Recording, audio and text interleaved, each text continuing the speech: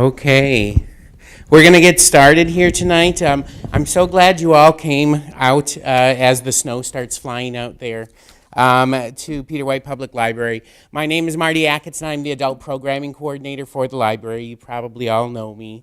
And I just want to make you aware of a few other things that are going to be coming up this week and next here at the library. On Wednesday, we have our Authors Reading Virtually series, and the person who's going to be reading on Wednesday is the mystery writer, Stephen Mac Jones. He's a New York Times best-selling author, and his book, Dead of Winter, was just picked as a 2022 Michigan Notable Book. He's from the Detroit area, and his detective, August Snow, all of those mysteries take place in Detroit. So that Stephen Mac Jones starts at 7 p.m. on Wednesday, and that's on Zoom. And then on Friday, if you're a movie fan, we're going to be showing Elvis. So if you're an Elvis fan, you can show up too, I guess. And that starts at 12 noon here in the community room as part of our Blockbusting Cinema series. And then next Tuesday, to round out the month, we have Blues Day Tuesday, and I believe the band is going to be Harp, Heart, and Bones, who's going to be performing that night. And then there's all kinds of other things coming up in March. There's 2 brochures back there that you can pick up on your way out. But let me say a few things about Russ here before he comes up. Russell Magnaghi was born in San Francisco in the middle of World War II. And has lived in Michigan's Upper Peninsula since 1969. He received his education at the University of San Francisco and at St. Louis University, and he had a 45-year teaching career at NMU. In fact, he was one of my professors. I took a class in, I think it was the American West from him. And he's also served as the director for the Center for Upper Peninsula Studies. He's written many journal articles, newspaper articles, and books, and has given talks on local heritage and regional history. Please welcome Russell Magnaghi.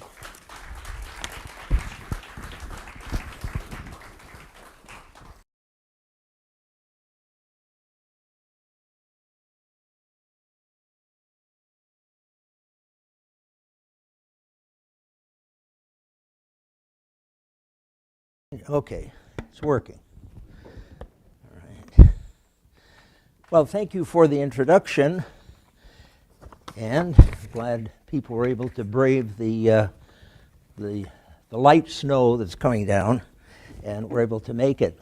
Tonight, I'd like to give you an overview, and I think I'm supposed to talk for about an hour. Sometimes we get thrown out of the building because they close it at 8:30, and we'll see. But anyway, the topic is one that I've been working on probably going into a year, and it came about because I had a number of people, Dr. Carter Wilson, head of the political science department, gave a talk on Juneteenth. He's an African-American professor. He gave a talk on Juneteenth. We weren't here, and I asked him, I said, well, how did it go? And he said, well, very well. He said, but when they started asking questions, I wish you were sitting next to me, and you could have answered some of them. And then I had librarians tell me that when there is a African-American event, Juneteenth, Black History Month, etc., people are looking for media material, and there's nothing out there. There's nothing that they can tap. And so that kind of got me to thinking about it, and I went and looked, and back in the 1980s, I think, maybe even earlier, I did a very small article on African Americans in the Straits of Mackinac area during the colonial period. And then I didn't, that was sort of it. And so what with those concerns and so on, and then with my general knowledge of the Upper Peninsula, I knew about African Americans and so on, and I started gathering material. And you have to remember that there are a few oral interviews. I've done some of them, other people have done oral interviews with African Americans. But in general, there is no large body of information. Luckily, today we have digitized newspapers, especially the mining journal now is digitized, which means it's indexed, and you can find a great deal of information. So that's been extremely helpful to my work, and I've been able to pull together. Right now, I have great piles of. I have files of paper, and then I have great piles of paper of notes and whatnot that have to be put into the manuscript. And so tonight you're getting an overview. I can't go into a lot of the detail because we'd be here for several nights.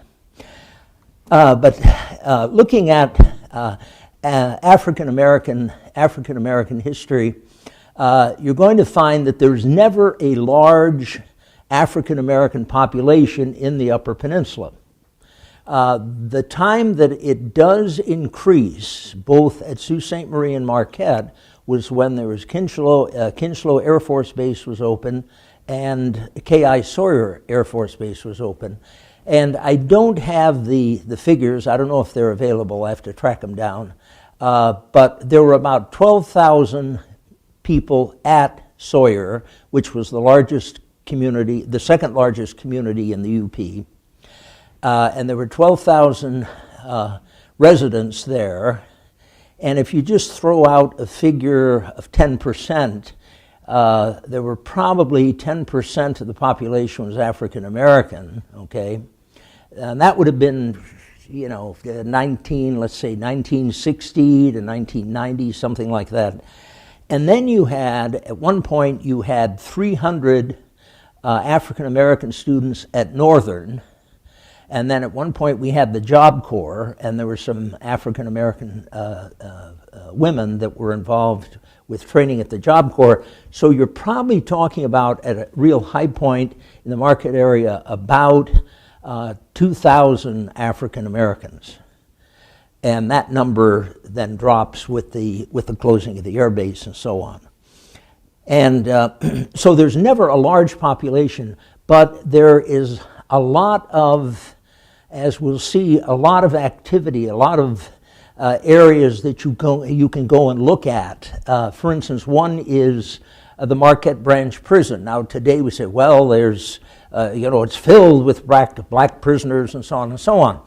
Okay, well, we kind of know that. But what is kind of the real story? Well, the Branch Prison had a factory, and there were a number, not a large number, but there were black prisoners working in the factory.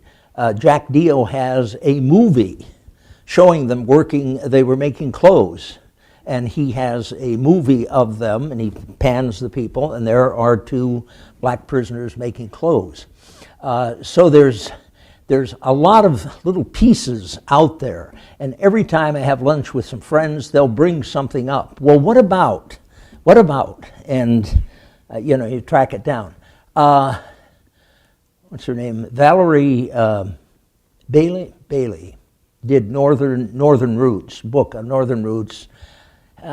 She didn't have access to the digitized world that we're into today, and wasn't able to get all the information, but she did develop a history, kind of a general history, history that you can work from. And then there was a woman, Doremus, who did a book on the Underground Railroad and love stories in the Underground Railroad, and then used some of my material about the African Americans that fled the Deep South, not the border states, but the Deep South, and ended up in Marquette or throughout the Upper Peninsula during 1860. Okay, so let's kind of take a look at look at this sort of chronologically. During the colonial period, it's kind of interesting, slaves at Fort Michilimackinac were mostly Native Americans that were brought in, usually from the plains and so on, were brought in.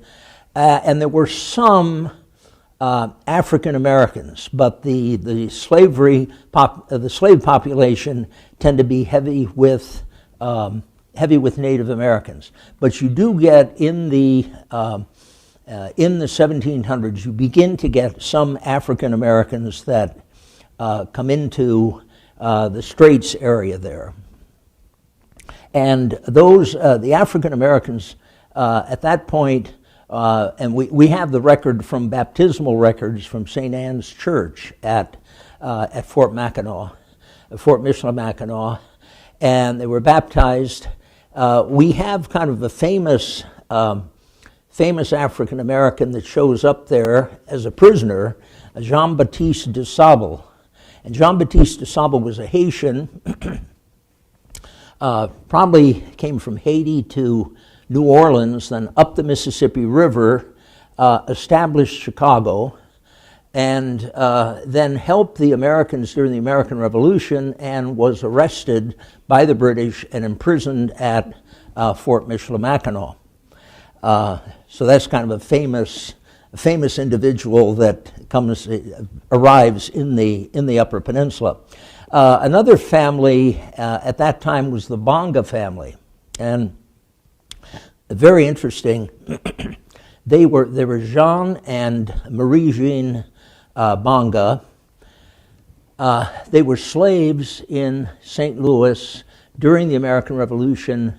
The British went down and attacked St. Louis, were defeated, grabbed some slaves, and came north. And the Bonga couple were some of the slaves they took. The British weren't too hot about keeping slaves, and they kind of didn't have a lot of use for them, and they were freed. And then Jean and Marie Jean opened a tavern at Mackinac Island, and meaning that they were serving drinks, there were dances, and they were serving food. They also had a number of children, and the boys became fur traders.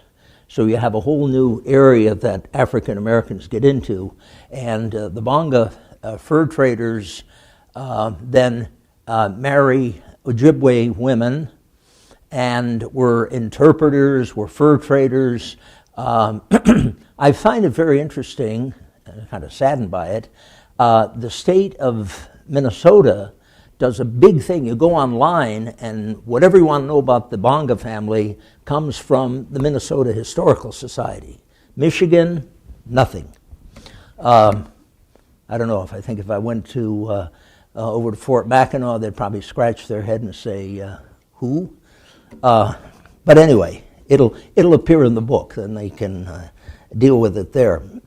So you had the Bonga family, and members of that Bonga family are still around, especially in Minnesota, and that might be part of the problem. They left this area. One of the members of the family was involved in the founding of Menominee, Michigan, and that was establishing a fur trading post. But he was there when things got started. The other group, there's a group of slaves connected with John Askin. John Askin was a British fur trader, an entrepreneur, merchant, and so on at Fort Mackinac, and he had a number of slaves. They were used for the fur trade. They were sailors. He had a ship, and they're working on the ship. You also had African Americans other ones that helped build Fort Mackinac. So there was quite a bit of activity among the British. After 1796, the Upper Peninsula then is under American control. And we find that in the 1810 census, Mackinac County had, Mackinac County, which you have to be careful when you use that term. It was all of the Upper Peninsula and then into Minnesota and Wisconsin. So it was a huge area. And in that area, there were only 615 people, and of that number, 15 were African Americans and 1 was a slave. That then brings up an interesting question. I won't go into all the details tonight, but the Northwest Territory, or the territory northwest of the Ohio River, which would mean Michigan and so on, was not supposed to have slavery. But part of when they would have a treaty turning the land from the French to the English to the Americans, there was always a clause that the people could keep their private property. Private property are African Americans. And so over the years in the early 19th century, and there was Judge Woodward was involved, he was the territorial judge, he was involved in deconstructing slavery and so on. And so there was, number one, there wasn't a great demand. A lot of times people kept the slaves, especially in that colonial period, just as a sign of their wealth, that they were wealthy enough to have a slave. Just what the slave did, how the slave fit into their society and economy is unclear. So there wasn't a great demand, and so slavery then slowly died out. But there weren't that, what did I say? There was 1 in 1810.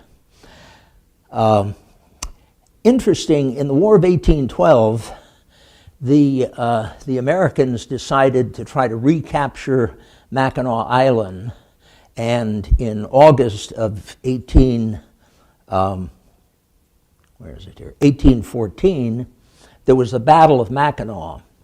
And during the battle, the Americans were losing, the British were on high ground, the Americans were losing, and there was a Major Andrew Holmes, and he was shot, and his manservant, a black man, whose name I'm trying to dig out, was there with him. He knew that the Indians, the Native Americans, were going to mutilate the bodies.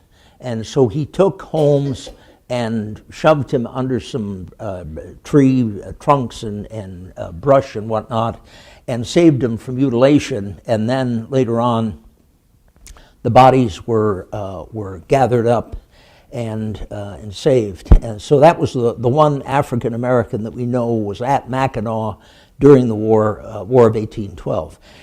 Then we have a stretch there where there was some activity, and there were African Americans. In 1825, there was again, I won't go into the details, it gets quite complicated. Native Americans and African Americans, or mixed blood people, voted in an election. And that then caused a big commotion. And there was also some question, there were some people from the Canadian side of the border. This all happened at the Sioux. So Canadians were voting in the American election. And that caused a big commotion, and they said they're not American citizens. And you've heard that story before. And so that was kind of one, sort of insight into what was happening to that tiny community. When we do find African Americans coming is with the discovery of copper and iron in the mid-1840s, and then you begin to get African American farmers coming, and you have to remember that we might look at the Upper Peninsula as isolated today, and want to close the bridge and keep people out and so on. But at that time, this was where the economy was booming. This is where you wanted to be. This is where you wanted to farm because the land was available and the miners needed food. And so you're going to get African Americans coming up, some working in the mines, laborers and so on. I didn't really find any miners, but they'll come up, and different families will come up, especially over in the Magnaghi area, and farm in that area. And then we even have at one point there, African American entertainers arrive in Cliff Mine and put on a performance. And the fellow writing about it, a teacher there, wasn't impressed. He said everybody paid a quarter for really poor music. But anyway, here you have the first kind of African American musicians coming up. I'll talk more about them later on. Now, just kind of talking about getting away from the chronology and talking about some of the occupations, we find that there were African Americans working in the woods, woodsmen, from very early times, and then through the 19th century. Not a lot of them, but they're there. But what's interesting about them is they're not just lumberjacks cutting wood or wood choppers, but they're jobbers. So they have a business where they're taking lumber out or buying it, clearing it out of an area of the forest belonging to someone else, and then selling it. So they had to have a business knowledge. They had to put up shacks for the workers. They had to gather workers together. So as soon as you hear they were jobbers, all of a sudden it gets quite complicated. This isn't just the guy, coming in on the last boat into town, getting a job out in the woods chopping trees, but very complicated. And there were a number of them. I found in the Manistee, Shingleton,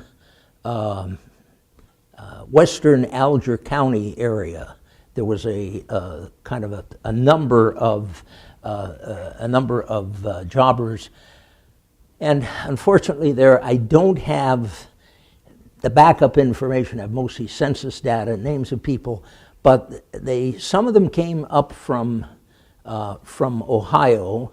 Then a group of them came up from Mississippi, and I think those people knew each other and were related, so there was kind of a chain migration.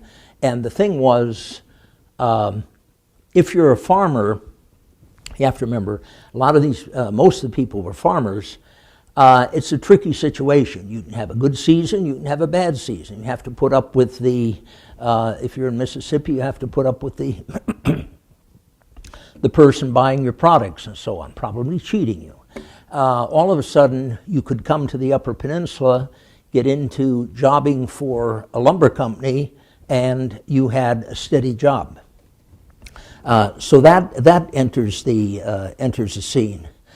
We do find there's an interesting person. Again, you see it in the census, and you have no idea of anything about the guy, but there was a fellow, Thomas Foster, African American, I think it was in 1860, had a saloon in Marquette.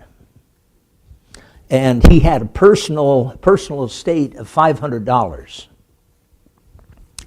which today would be close to $18,000. Okay, so he had done quite well. Now, he appears in the census in 1860, and then he left town. Had a new opportunity or something.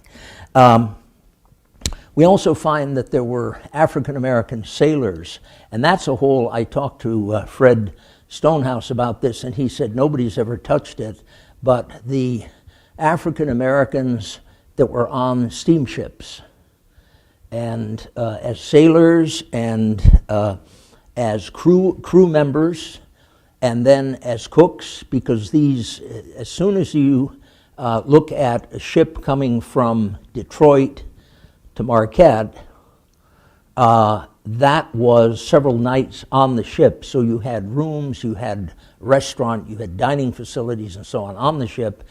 And the staff, in many cases, was African American. Unfortunately, we don't have there aren't any figures. I found the first time I ran across this was a newspaper account, again, the digitized newspaper, and it was from a Iowa newspaper that talked about the ship, the Superior, sinking off of pictured rocks. At night, it lost its rudder, north wind was coming, and smashed the ship on the rocks by the waterfalls over there, I think Spray Falls. And they actually listed the names of all of the members that died in the shipwreck. And lo and behold, there are two brothers, I think, that were waiters. They both have the same last name. It was a sailor and a cook, and that's what kind of surfaced, you know. What about this? Were there many African Americans on these ships? And the answer is yes. Exactly how many, we don't know, but you can pretty much figure that they were hired as cooks, chambermaids, sailors, and so on. Crew members in the WPA guide, Michigan, a guide to the Wolverine State, actually had, I guess they got it in the state archives. Anyway, they have some songs that the African American dock handlers sang as they loaded copper ore on the ships and whatnot, which again I discovered by accident. And I just got part of it, and then I went to further investigation. I got the whole song was down there. And they were basically complaining that they had to do all the hard work and they weren't getting paid. And so you have that, another sort of group that's active in an interesting area that I had never heard of before. Now, the other place, and I think many of you have been to the Grand Hotel and the Jamaican waiters and whatnot.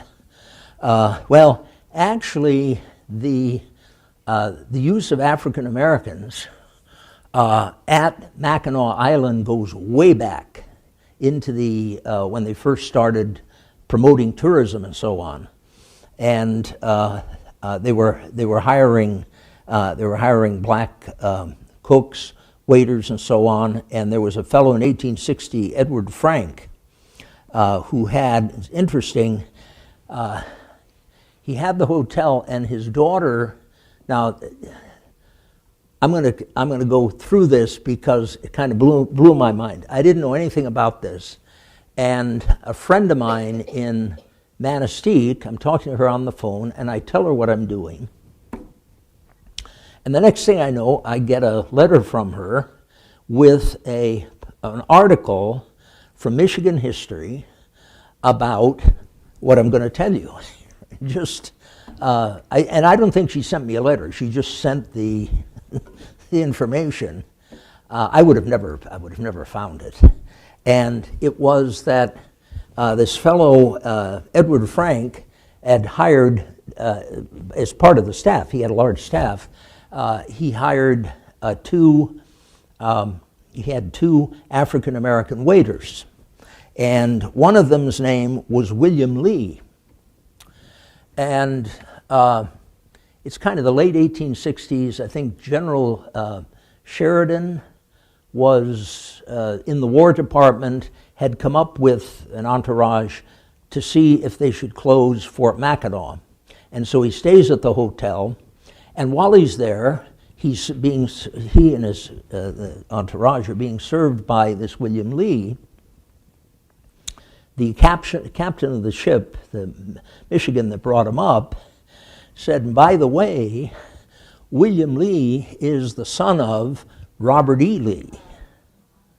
And so they asked him, and in this article that this woman, she was there when this happened, in the article, they ask him, and he says, yes, I'm the son of Robert E. Lee.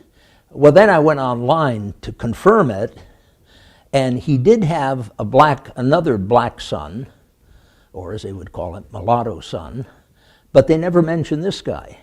But unless this woman, this whole incident, and what I'd have to do now is to check Sheridan's papers or something, and there might be something there, but I don't know if that's necessary. I sort of believe what the man said, and we have that as a record. Then there was a Haitian waiter that went by the name Nash. Where Nash came from, Haiti, where the name came from, I don't know. But anyway, he was, about the same time, the 1860s, he was, since he spoke French, he was asked to serve Prince Jerome Bonaparte that was on a big grand excursion and visiting Mackinac Island and so on.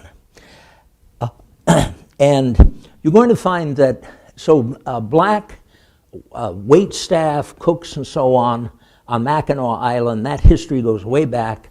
When they opened the Grand Hotel in 1887, they hired black wait staff. Jack Dio, no, he didn't.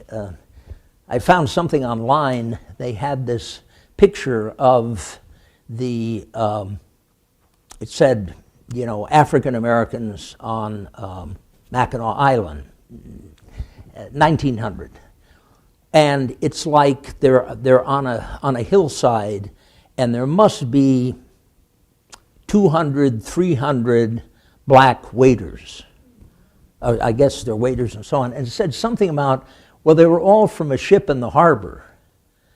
And I just can't imagine, it didn't say they were at the Grand Hotel, but you wouldn't have had that many people, 200 waiters on a ship in the harbor at Mackinac Island. So we do have some pictures, and Jack has been digging and checking and coming up with, many cases, the only known photographs of African Americans. So we're going to try to put all the photographs in the book. So when the book comes out, you get the book, you'll have the complete photographic collection of African Americans.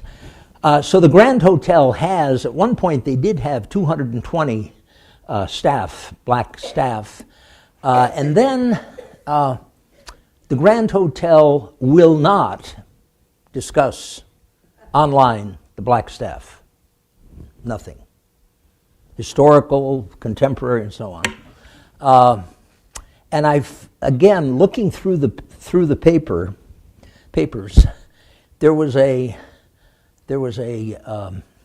city commissioner from, I think, Benton Harbor, went to Mackinac Island in the 1930s and saw one of the black waiters, the head waiter, at the Grand Hotel. And he stopped him and he said, what's the deal? And he writes about it in a newspaper article from Benton Harbor.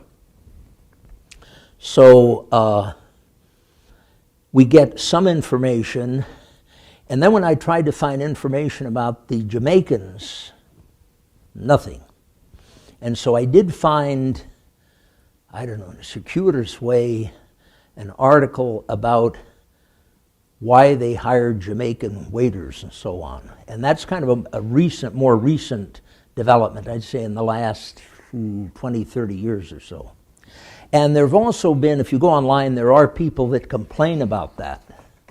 Why are you hiring Jamaican waiters? Well, part of the problem is African Americans and white Americans don't want to spend the summer on Mackinac Island. It's all right to visit, buy your box of fudge, and then go home. And so it becomes very, very difficult. And if you're familiar with if you've been over there, they have many of the old hotels have been turned into dormitories and so on for foreign students that come here for the summer, make money, and then go back to their native countries and so on. So the Grand Hotel has it does have a long history, and that's why what I want this book to do is to bring all of these unknown, strange pieces together so you can look at it and say, gee, I heard about that. Well, now you're hearing about it again with footnotes, and yes, it did happen, or no, it didn't. Another kind of interesting development was the rival with the railroads. We had the Chicago and Northwestern Railroad come into Ishpeming, and we had the Milwaukee Road kind of going into Champion, and then across the UP you had the Duluth South Shore and Atlantic Railroad. All these railroads by the 1890s had sleeping cars. And the whole story of the sleeper, which if you're ever really interested and you're down in the Chicago area, there is the Pullman National Monument, about 15 miles within the city limits, about 15 miles south of downtown. And they get into the whole story. And George Pullman had invented the Pullman car at about the end of the Civil War. And his idea was that he could hire ex-slaves as porters. They knew how to work, he knew that, and he could pay them a pittance, and they would work for him. What eventually happened with that was that the Pullman porters and then other porters then developed, they're the first to develop an African-American middle class across the country. And it was through their jobs as porters. They also, are on the train, they're listening to all of these wealthy business people and so on. The average person didn't have a sleeper or maybe eat in the dining car and so on. And they would then pick up all sorts of business gossip, where to invest money and so on. So the whole thing worked very, very well for the porters. And it's interesting, I ran across an article in the Calumet News, and it's 1898, the first sleeper was arriving, which now meant people could get on the train at night, onto the sleeping car, and the next morning would be in Chicago. So people were all excited, they all came down, and it's interesting, which then proves my point, and the reporter says, everybody was down there looking and so on, and a little boy came up and looked with astonishment at the porter, who was in a dark blue suit. And so I just made the note. He wasn't astonished at the dark blue suit. He was astonished at seeing this black man. And I have other accounts. There was a Finnish family that went from Magnaghi. They were going to the East Coast, 1920s or so, and the woman writes about, she was a little girl, they're on the train, not so much in the UP, but they're in the main line out of Chicago, and she asked her mother, why didn't that fellow wash himself? He's dirty. And then she had to explain to him that he wasn't dirty, he's a black man. What you had, one of the then sources for Yoopers, one of the sources of seeing African Americans would have been the porters, kind of if you traveled on a regular basis. You would have seen them as porters for the sleeping cars and in the dining cars. And I tried to find, were there any photographs? And lo and behold, Jack Dio found one, and it's Chicago Northwestern, 3 cars at Lake Michigamme, and they're loading some women that were at a camp, and the car in front is a diner. And there you have the 3 cooks had come out for smoke and were waiting, till the train was going to move off. And I asked the Chicago Northwestern Historical Society and so on, do you have any pictures? And it seems Jack has the only picture of Chicago Northwestern cooks. Little tiny, there's little tiny forms there. And the archivist said, don't quote me, but he said Chicago and Northwestern Railroad was very racist and didn't provide, for instance, they did not provide housing. Now, Escanaba was a major a turning point with car repair and so on. No housing for the black or any of the crews, but the black crews. So the black crews that arrived in Escanaba found a housing with black boarding house owners. But the railroad didn't. They didn't care if you slept. Some of them would actually sleep in the sleeping cars, or it was sleep on the side of the track or something. So kind of a very bad history of how they treated their workers and so on. So we have the porters. Also with the porters, there was the story, and I did, in my Prohibition book, I did run across this. If you needed a beverage on the train, all you had to do was ask the black porter, and magically liquor appeared. Let's see. I have so much information here, I have to be careful. We did have, in the Upper Peninsula, we did have the Ku Klux Klan in the 1920s, very, very active. And I've written about it. The Klan was at least here, if you can believe them. They were concerned about prohibition. They were big on prohibition. And then, well, who's violating the prohibition law, making the liquor? Immigrants. Italians, Slovenians, some Swedes, and so on. Well, they were against immigration. They were against foreigners and so on. So that all played together. And then I've said, because we didn't have any, we didn't have a large black population, the Klan probably didn't cause problems. I never ran across anything of the Klan being involved in going after black people. However, the Klan would burn crosses on hills and whatnot. At one point they burned a cross on Christmas Eve. So and they were against Catholics. The immigrants, a lot of them are going to be Catholics. So they burned the cross on Christmas Eve, just letting the Catholics going to midnight mass that they were alive and well. At Munising, they burned a big cross. There were a lot of, over at Munising, there was a large Polish population, immigrant population. So they burned the cross at the end of the movie presentation. When everybody was coming out of the theater, there's this cross burning in front of them. And I guess from what I gather, you hear about it, but actually seeing it is kind of overwhelming. But I did find, digging around, I did find that over in Alger County in the 1920s, there were two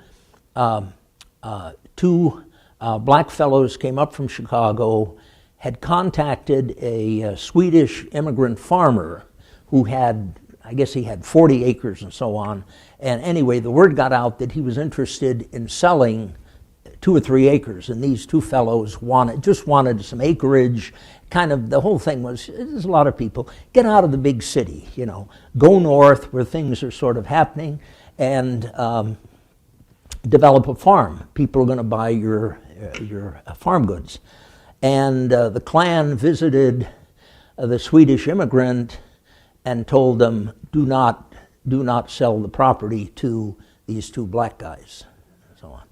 That's the only, well, I say unfortunately for me because I can't tell the whole story, but maybe it didn't happen often, which is fortunate, but it's unfortunate for me that maybe there were other instances of this.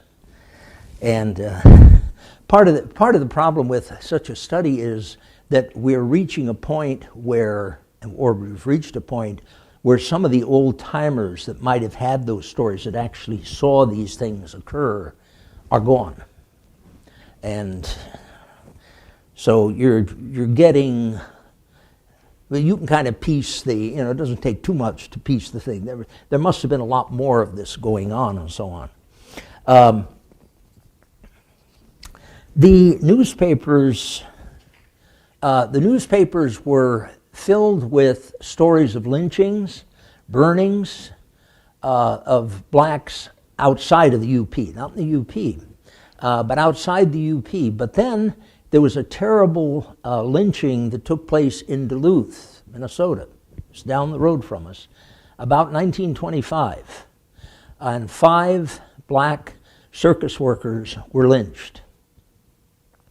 In recent years, they have put up a memorial to them. They were lynched, and it's very interesting. I found again, looking at the newspapers, the editor of the Ironwood Daily Globe went into detail about it, and it was really for the rest of the UP and the UP newspapers. Don't be so smug that lynchings and so on only take place in the South. It happened at your doorstep. So be alert and, be careful. And so it was kind of interesting to see that coming from I was quite excited, from a Upper Peninsula newspaper, alerting people to this. So those were some of the observations that people got, if they didn't see the porters and so on, about African Americans. And then there were all sorts of stories about them, some mythic, some real, numbers and so on. And then the other thing was in the area of sports. There were all sorts of news stories of black boxers and, praising the black boxer and so on the national scene. Though we did have some black boxers. There was the Marsh family. I think there was Earl Marsh was the young fellow in the 1930s, and he was hired. His family lived in Munising, and he was hired to train young kids to box. And and I think there was another black boxer, a young fellow in Escanaba. And again, I don't know, if there were others and so on. We do have some. Kind of getting into sports, I'll mention some things. Some of you might remember Okie Brum in Marquette. Well, he wrote really a fantastic book. He was the athletic director for a number of years out at the Branch Prison, and then wrote this book, like the only such book I think you're going to find around the country. And he goes into detail about sports at the prison, and then goes into detail about a number of highly athletic prisoners and so on. And he comes to the conclusion with one fellow that became so well known outside the prison, and this was in, I think, the 1930s. Names we don't have here. The people of Marquette knew about him and his, was it boxing? Might have been boxing. So they released him under guard so that he could box in Marquette, maybe at the Palestra or something, so that the place filled with people and so on. But and I go into a lot of detail about his, the story that he developed about sports at the prison with the African American people there. The other one that was kind of interesting, talking of sports, the Harlem Globetrotters. Has anyone seen them here in Marquette? They go back to the early 1930s. They started in 1926, and they were coming through the UP in the 1930s. During World War II, they stopped, and then end of the war, they came back. And I don't know, have they been here recently? Yeah. They have been, okay. When I was first here, Harlem Globetrotters are going to be here at Northern, and yep, there they were. And so they've been coming here now for almost 100 years through the Upper Peninsula. The other one is that you had the visit of Muhammad Ali in the, when was that, 1980s? I think it was. He came, it was sort of unclear as to why he came. One was that there was a guy, Spagnola, who invited him to come to Marquette. But why would he come to Marquette? But Spagnola was a big fan of his, so he either came at the request of Spagnola, but I think he was looking at Granite Loma, to purchase Granite Loma, and they wouldn't even talk about it, and so on. And then he developed his kind of complex down in, I think, Berrien Springs, down in southwest Michigan. But Muhammad Ali was here, and it was a big. It was also supposed to be. Spagnola was kind of a shady character, and he promised that Muhammad Ali was going to put thousands and thousands of dollars into scholarships for black students, and that never came about, or at least some of you out there might have a different story, which tell me about, and I'll correct it. But anyway, he was here, big event for people in the city of Marquette. The other person that is a big boxing coach is Al Mitchell at Northern, and he's trained Olympians and so on, and has had quite a career at Northern.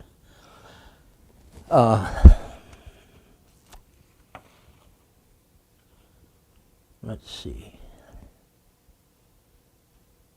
Some of the famous people that have come to the famous black people that have come to the Upper Peninsula. There was a fellow by the name of Donaldson, and he came here. He was hired in 1848. I think it was Robert Donaldson, black painter from New England.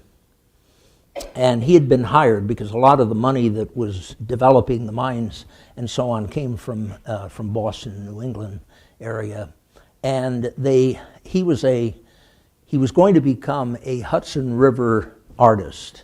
And so they hired him to paint the official picture, 1848, the official picture of the Cliff Mine. And so he painted the picture, and that sort of set him on his international career. The whole thing sold, did very, very well. So Donaldson had his artistic start here, 1848. One of the early presidents of Northern, James Kay, his father had been an abolitionist in England, and there was a lot of tension there, so the family immigrated to the United States, and then James Kay became president and so on. And he invited, this would have been early 20th century, he invited Booker T. Washington to Northern to come up and give a talk and so on. And by the way, Northern had, and you'll see some of this come up, Northern had an assembly program and introduced many famous black and non-black entertainers and speakers and so on over the years. And I would say that towns across the Upper Peninsula had lyceums, organizations that brought in, would tap into a company that would bring in famous entertainers and so on. And so there was a scheduling conflict, so Booker T. Washington didn't show up in, say, 1905, 10. But he did come in 1914 for a teachers, one of these UP-wide teachers conferences. And I guess every teacher from every nook and cranny of the UP went to Houghton for his talk. It was a big event that took place. And then we have sort of kind of a cluster of, before I get into entertainers, he was an entertainer, but we had President Obama came here in 2011. But then we had you had kind of the distinguished entertainers, I'll put it that way, but then you had, every town had minstrel shows. And minstrel shows were put on by white people with cork blackface. And I think one of the northern fraternities had a minstrel show as late as 1958, which kind of surprised me. And then after that, you had the civil rights movement, all that ended. But you had the locally produced minstrel shows, but then you had various black entertainment companies that would come up with basically a minstrel show, but they were national companies that crisscrossed the UP. And then you had another group of people, now we're kind of coming up the scale, called the Jubilee Singers. And Jubilee Singers started in the late 1860s and started with Fisk University. Fisk University was started just after the Civil War for black students, and in Tennessee, and they became impoverished very quickly. They didn't have money. And so the treasurer said, you know, we have all these students with wonderful voices. Let's organize them, put them on a train, and send them north and see what money they could raise. Well, they did very well. And then pretty soon you had groups across the schools, across the South, black schools, coming up with the Jubilee Singers. And the Jubilee Singers sang regular songs, but their big thing was the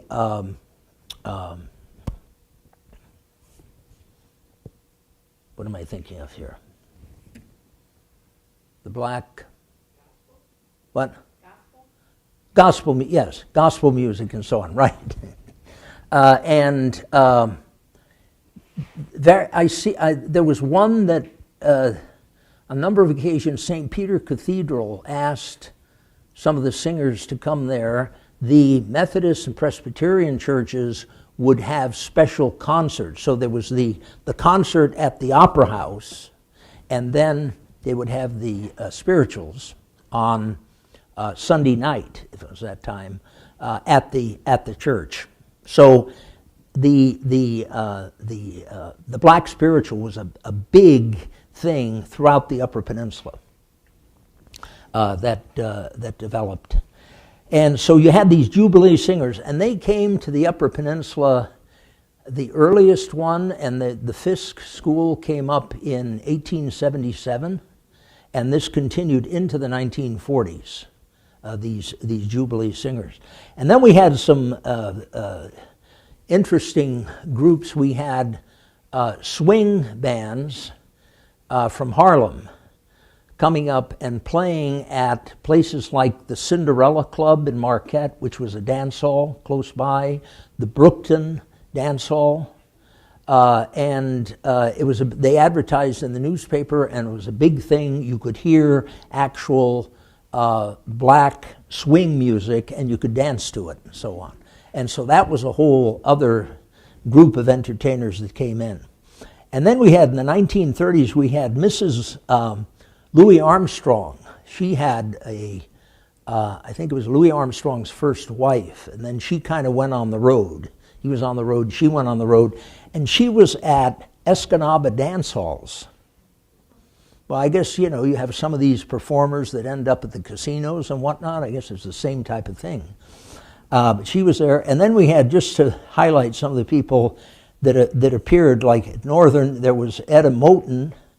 1941 came to Northern. She was a mezzo-soprano, stage and cinema actress, and she had broken the barrier that then allowed black actresses on stage and screen. So she was here. Then there was a William Franklin, came in 1942, a baritone singer, considered to be a pioneering African-American in the Chicago music scene.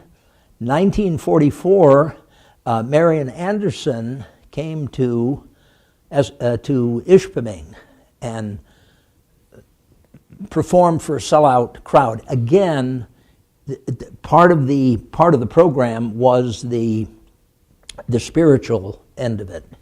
And then there was Paul Robeson a few years later. Paul Robeson again came to Escanaba and to Ishpeming, and Paul Robeson was a very interesting individual. He was, I guess you could call him a socialist. He lived in the Soviet Union for a while, but never became a communist, but ends up singing in Ishpeming during the miners' strike in 1946. And so then he goes out and joins the miners on the picket line, and you might have seen pictures of him, but there are pictures of him in front of the signs and whatnot. And then he got on the portable PA system and sang for the people. So somebody said he gave a mini concert to the people that weren't able to get to his major show. And then he was on the radio and so on, and did a fine job. And as Ernie Ron, the labor leader, wrote later, he really invigorated the strikers. You know, they were at the end of the strike and they were worn out. The other person that two other people. One was Duke Ellington, and Duke Ellington, though I had heard, now again, doing this work, it's like going to a gigantic ongoing seminar, because you hear about Duke Ellington, you know, famous jazz composer, etc.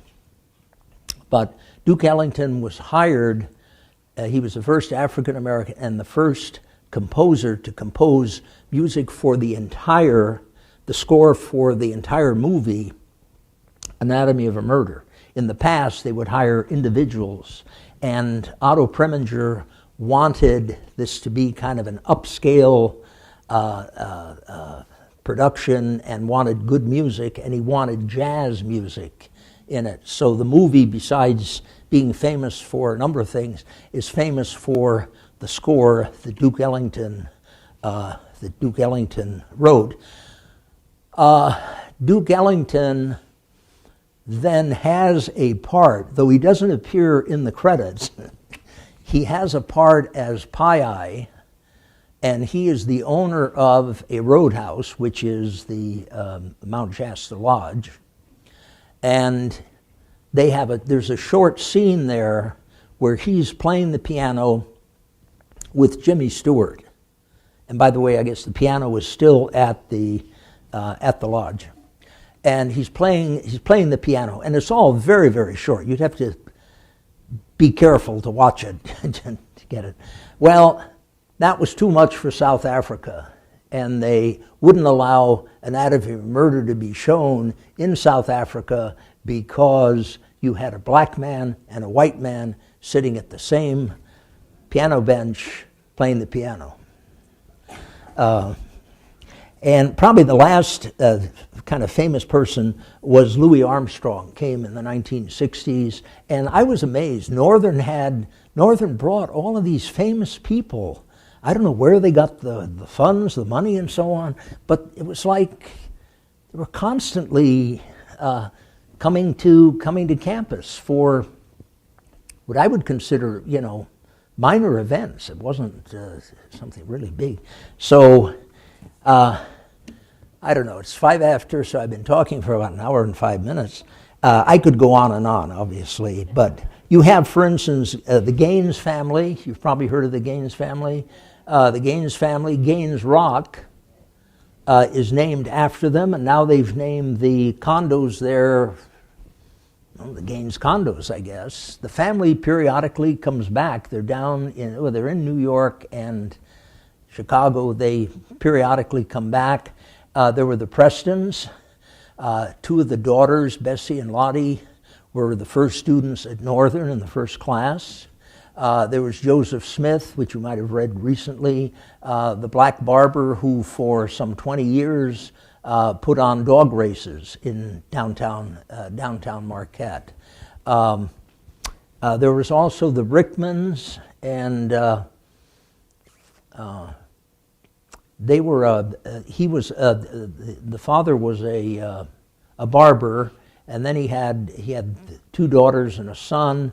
The son eventually ends up in a important teaching position in Gary, Indiana, and but his jumping off point was from here. One of the Jesse Gaines wrote to the Marquette Regional History Office back in the 1990s and basically said it was the kind of comforting environment and the accepting environment of Marquette that allowed her family to gain a middle-class position for the family. And then she points out all what has happened to a lot of the relatives: physician, attorneys, civil servants, teachers, and so on and so on. And there was a kind of a cute picture, I think about 10 years ago, and they count the generations from the slave generation, and they count it down, and I think they were down to about the 4th generation. So they had all these kids, kind of young teenagers and so on, and so they're all standing at Gaines Rock, okay, pointing to the rock, saying, "It's our rock." And the other thing is that you also get, just kind of in general, you get, beginning in the 1960s, you start to get faculty members, especially at Northern, being hired. One was very prominent, David Dixon, and he came, and he was a Renaissance literature scholar, and he came and was the head of the English department. He and his background were Jamaican parents who lived in Maine, so he talked with a Maine accent, and had this scholarly background. MSU wouldn't hire him as a full professor because he didn't produce any books, but he did a lot of talking. And so anyway, he came to Northern. He was head of the English department. I think then there was something else, and then he became provost of the university, and then decided to leave. It was kind of interesting. Was there, kind of end with, were there tensions that took place between the white population, the black population? I couldn't find any, but except for this letter that this Mrs. Gaines sends, she was quite happy. Dixon wanted to buy a home, and one of the professors in his autobiography goes into some detail, and kind of nobody wanted to sell or rent him a home because of what the neighbors would think. And so he finally bought a home on East Prospect Street. And one of the women in the neighborhood wanted to get a petition up to get them out of the house. Well, it didn't happen, but what did happen was this woman then had a very terrible divorce, and it was a mess and so on, and Mrs. Dixon became her beloved friend and took care of her and worked her through the process. We also had, and you'll have to read the book for the details, a covenant in Shiras Hills. 1940, people told me about this, and then I did find the document. You can go down to the courthouse and you can get it. It's all online. Maybe you can get it on your computer. But anyway, they have a covenant that basically blacks, Asians, well, only Caucasian people could buy property in Shiras Hills. Amen. And anybody else, if you're anybody else, you couldn't buy property. And that was finally signed off in 1964. And so everybody had to sign the covenant getting rid of that clause. And so it becomes, you'll get the details in the book, because Minneapolis was kind of the center of a covenant like that whole thing. And so what they were doing was banks were then creating segregated neighborhoods. And so then the question is, was this something that came out of, that the local bank said, hey, we're not going to give loans to anybody but white people that, want to move into Shiras Hills. And I don't know, that I have to do a little more digging before I make some conclusion. It was so-and-so's fault and so on. But so you had that, and so you had a very varied, over the years, a very varied history, and all I can say is I'm presenting what I've found. Now, if somebody wants to do further studies in the future, use my work as I've used other ones as the foundation, and go for it. So let me end there, or I'll keep you here till they close the place. Let me end there and open up to any questions you have. Yes? Just kind of expanding on the redlining that was taking place in Marquette and so on. Did you see any other evidence in your research of Jim Crow taking place throughout, UP history that was pretty clearly evident? I mean, the KKK was here. Have you seen anything in your research so far? The only thing I heard was the woman in the what's the office down there, the land office, said that she knew of other towns in the UP just from work she had done that had covenants. Ironwood was a sundown town, which meant all blacks out of town at sundown, 5 o'clock. The source of the information, one is a fellow writes online about it. He was a kid. He and his dad went down to the railroad station. So this would have been, kind of looks like maybe the late 50s. And he asked his dad, little kid, why aren't the black crew on the train, why aren't they're smoking on the train? Why don't they get off and get on the platform? And his dad says they would be arrested because it was after sundown. Okay, do I get a second? And so I'm talking to a neighbor at the condo, and I don't know, it came up, I don't think she knew what I was doing or anything, and she just mentioned, I'm from Ironwood, and we were a sundown town. I said, my second.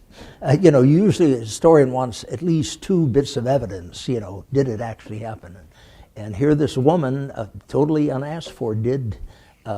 And so you get, I don't know, over the years you sort of wonder, I think part of the situation was that you never had, and you did have a certain amount of tension when you had the large population on campus and at the air base. And that's when in the 1969, 1970, there was a whole big blow up and whatnot, a kind of a civil rights movement on campus that went and took place. Just to follow up on that, Northern brought in a lot of black performers and so on from the 30s, 40s. Was there, accommodations, or did they have to move out to certain neighborhoods? A lot of times entertainers could perform on the stage, but they couldn't stay in the hotel. Nobody wants to talk about that. I did learn from somebody, I think Bob Butchko told me, that Marian Anderson could not stay. Now, she came in 1940, whatever it was, Anderson. 44, she had to stay not in the Mather Inn, but across the street. But I haven't gotten, and that's, or I haven't asked the right people to say, yes, I was there and I did see that happen. Duke Ellington stayed at the Mather Inn. Now that's 1959. So, and then there was, but then some people said, well, his black people that came with him had to stay at the Northland Hotel, the landmark now, and the thing was that the actors and actresses stayed at the Mather, and the work crew, the filming work crew, stayed at the landmark here in town. But there was no segregation. I don't know. You just have to. I'm sort of in a dilemma. My wife says stop looking, and write the thing. And then I was talking to Marge Vandement.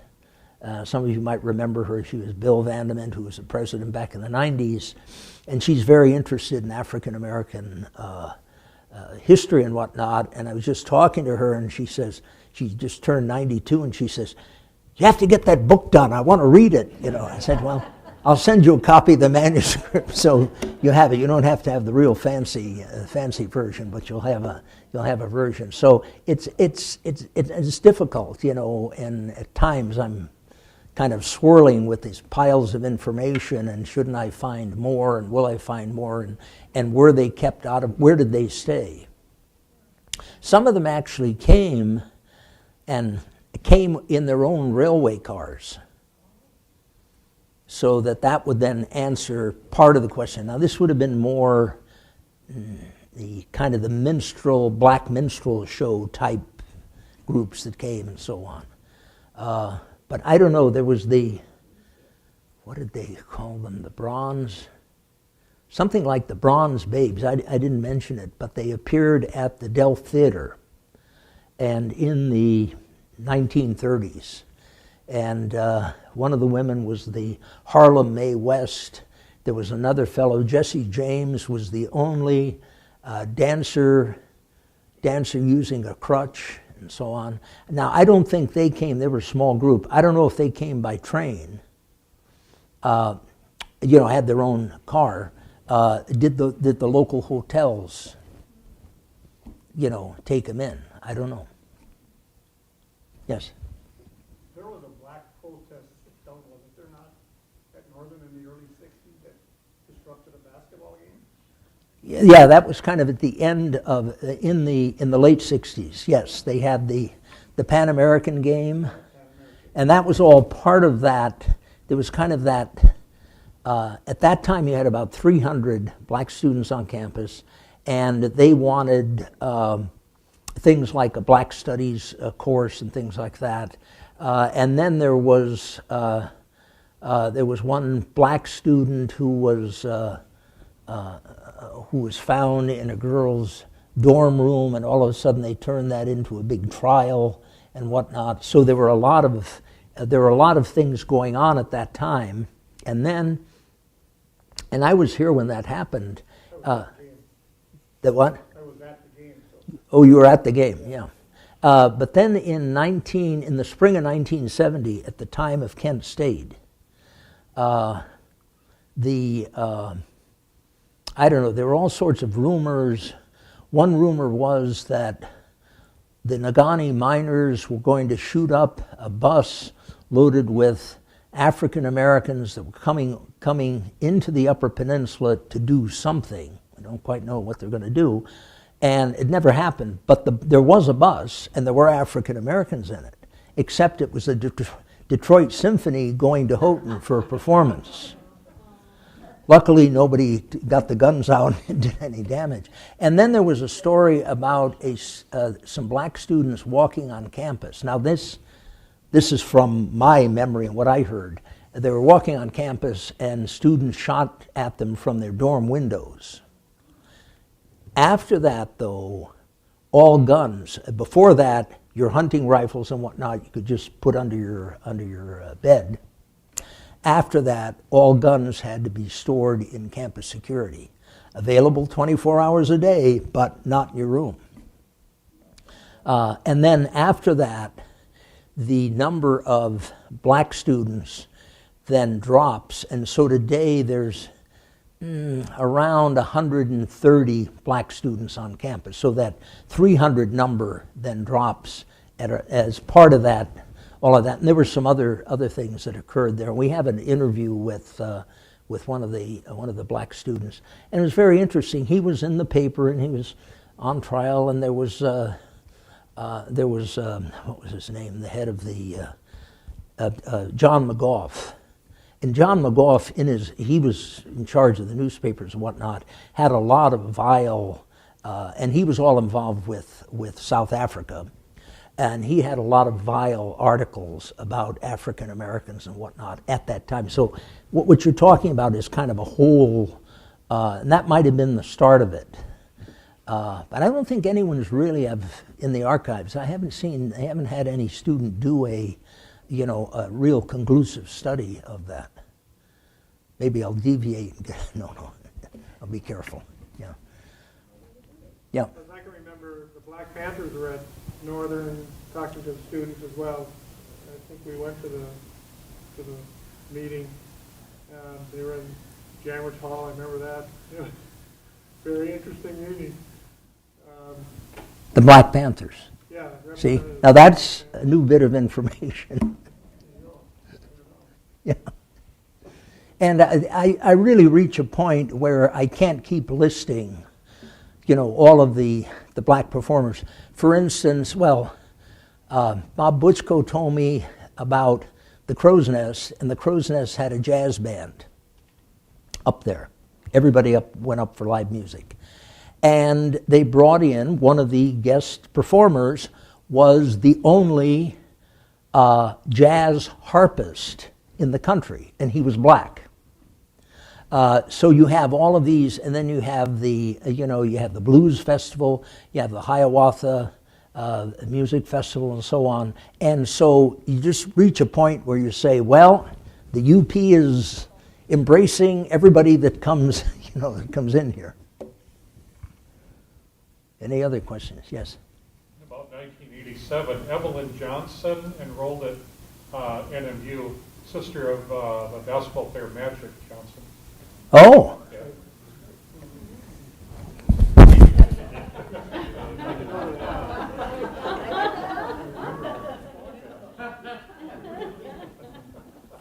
In what year? 1987, I believe. I'm not sure how long she studied here, but.